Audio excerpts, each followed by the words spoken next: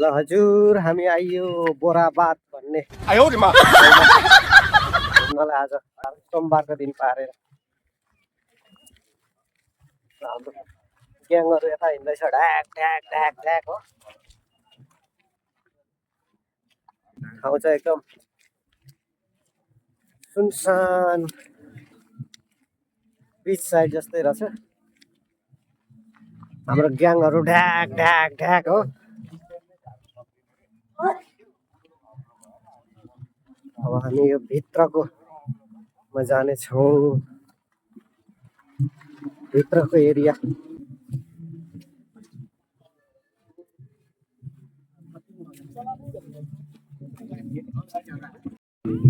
ल बोराबाद बोटिङमा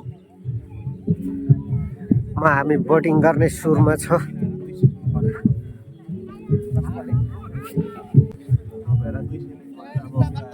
त्यत्रो महँगो हो र? हजुर 300 त 200 ले गरेछु मैले हामीले घटाएर।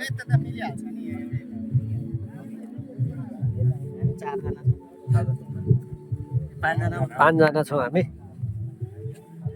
मिलाइजुला के लैबरी लै गरौँ न। पाँचजना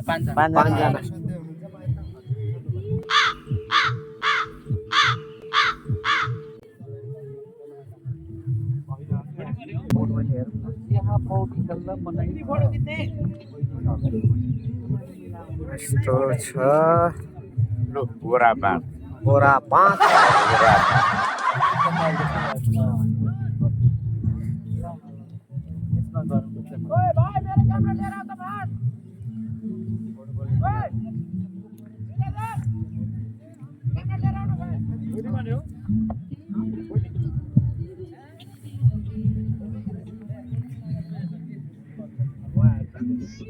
नेपालको झन्डा फरफराएछ जे होस्।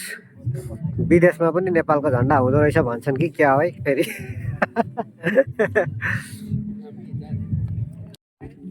बोर्डको लागि रेडी श्याम दाजु, टेम्बे, आशिष ब्रदर। ल उहाँ हाम्रो आनन्दले टिकट बुकिङ गर्दै हुनुहुन्छ। ल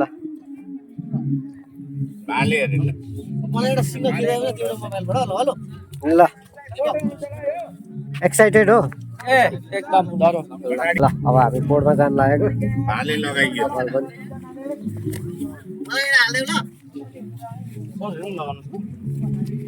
ल हामी अब बोर्डमा चाहिँ बोटिङ गर्दैछौँ झ्याम्म लगाएर। ल कस्तो कस्तो भइरहेछ आनन्द?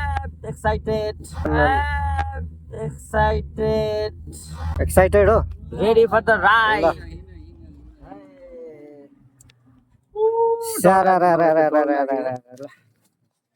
यस्तो गहिरो रहेछ। त्यही भएर त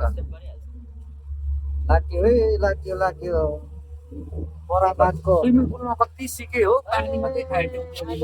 बोराबाद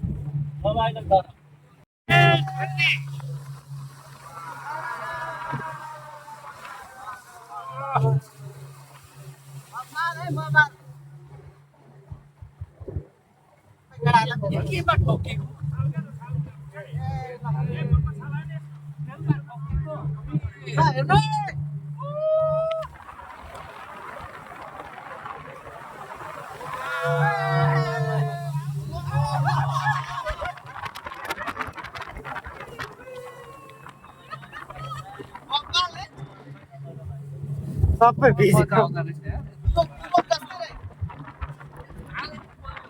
हामी यहाँ ग्रुपको फोटो खिच्ने तयारीमा छौँ सब रेडी छ क्यामेरावाला भाइले पुरा खिच्दै हुनुहुन्छ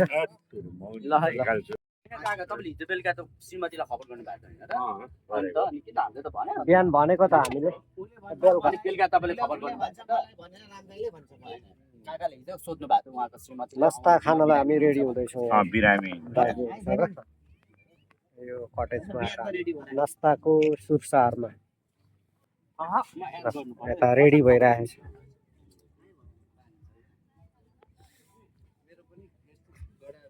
भइरहेछ अस्ति डिएक्टिभेट गर्नु ल तिते आज तिते तिते खान लाग्दैछ ट्राउट मैले त्यो यो चाहिँ के कस्तो कार्टुनमा किनेको कि यो तिते भन्छ यता कस्तो छ खाना म त त्यो फ्रिजमा राखेको यति मात्रै खाने भनेको? मिठै लागेन क्या यस्तो ठाउँमा बस्छ सुपसित बन्दैछ त अर्को ए सुप टाइपको तिते राम्रो अर्को